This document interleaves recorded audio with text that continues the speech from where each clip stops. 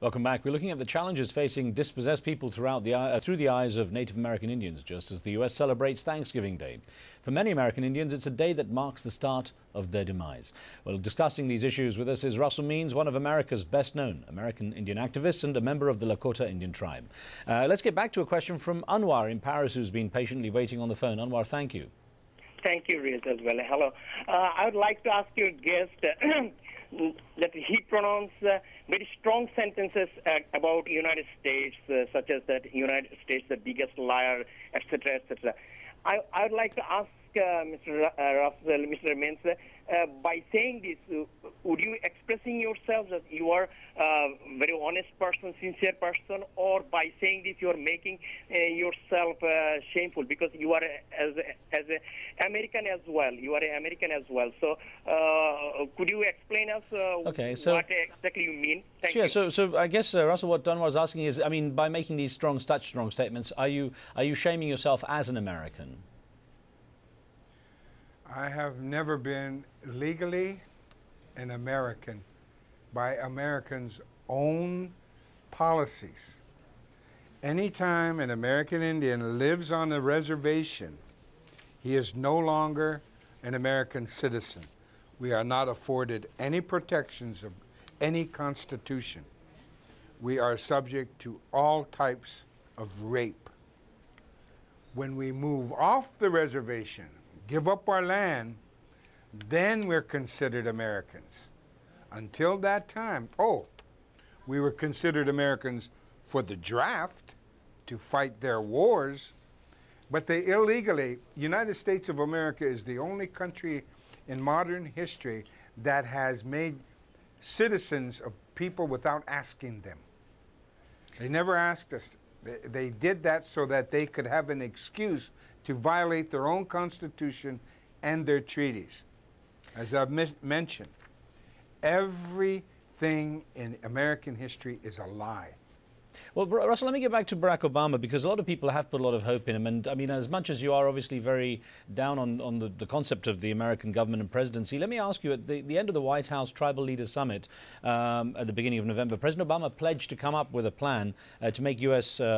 Government work better with tribal governments and with the tribal leaders. I mean, doesn't that give some kind of hope that there is at least someone willing to take some steps? I mean, I know you say he's the good cop in a good cop, bad cop scenario, but you have to give someone at least an opportunity to improve things. Not when he appoints the rulers and the oligarchy of America as his mantra, as his assistants, when in reality they're his boss. But let me tell you something about American Indian history and presidents. It's always a photo op. Not one question from any American Indian leader that was there was allowed. No questions, no accusations, nothing.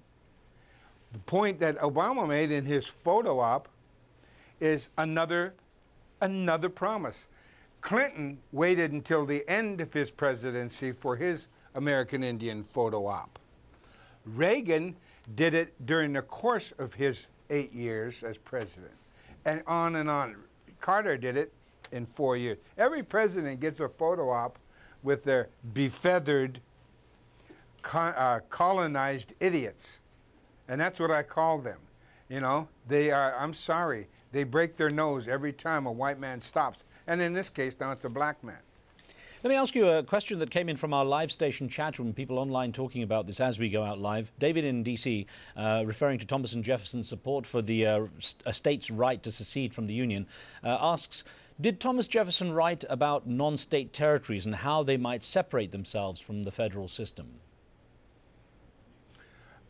He did write this, which I feel should be known, is that all of the Western Hemisphere, the entire Americas, should become the United States of America. Failing that, at least down to the Isthmus of Panama, should become America.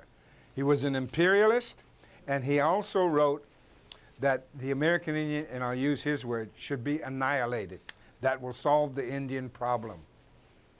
We had a Native American Indian viewer called John from the Choctaw Nation write in thanking you for your activism, Russell, and he asked this question: what do you believe are the next steps for American Indians to secure our civil rights and to be most constructive for the future of our nations? Do you feel that true sovereignty and independence from the US is attainable, and should we appeal to the UN for support?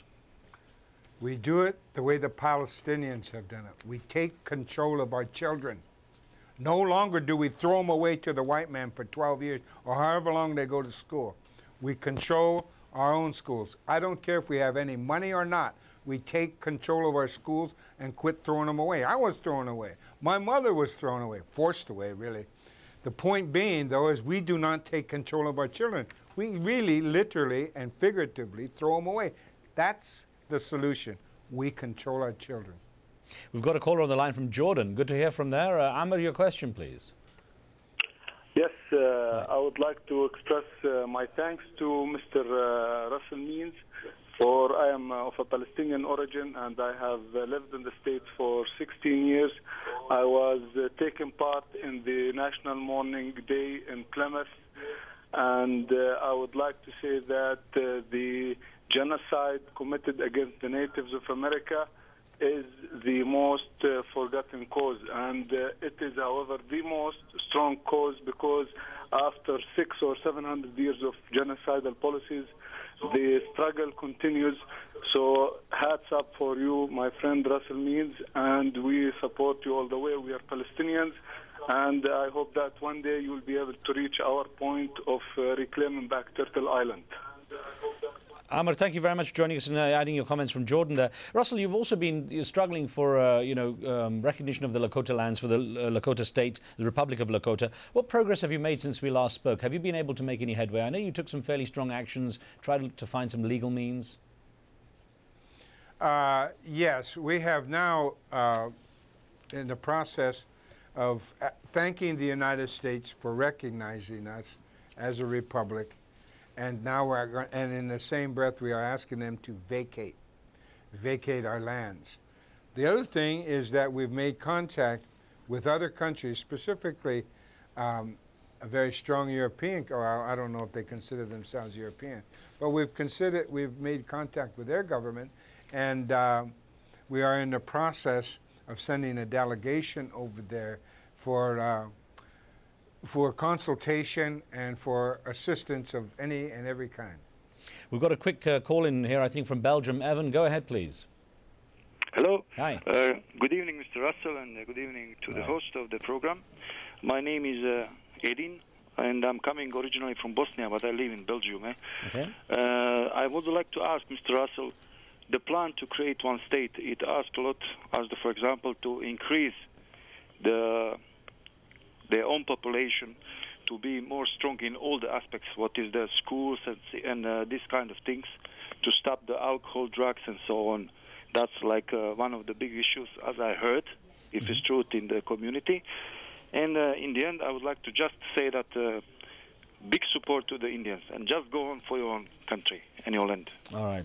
Eddie, thank you very much for that. Russell, just before we've got just a couple of minutes left, I want to ask you about you're about to perform on stage for the first time. You're going to be performing in a play from December into January called Palestine, New Mexico. Tell me the theme of that, because I think you say that has echoes for people around the world to relate to.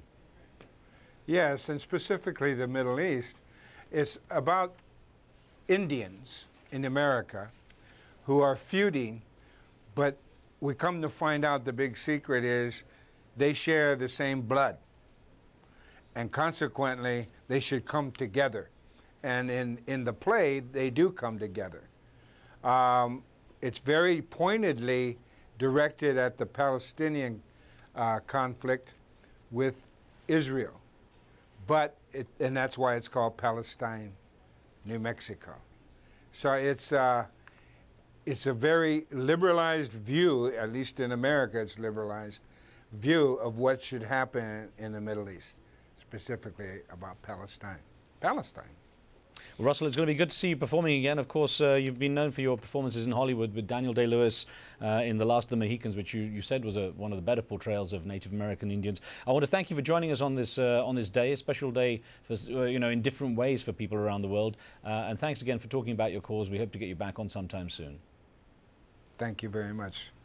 Thank you very much. Russell Means there. And thank you for joining us with your questions too. Remember, you can watch a podcast of the show on iTunes. This week, we're featuring a discussion with financial guru Robert Kiyosaki, the author of the best-selling book, Rich Dad, Poor Dad. On the next show, an Israeli historian turns basic Jewish history upside down and creates a totally new vision of a Jewish future. Shlomo Sand presents an alternative and highly controversial view of Israel's claim to the Holy Land. Make sure you see that show. There's going to be some interesting debate going with that. And send in your questions in advance, of course. You can send us emails or SMSs. From me and the team, we'll see you next time.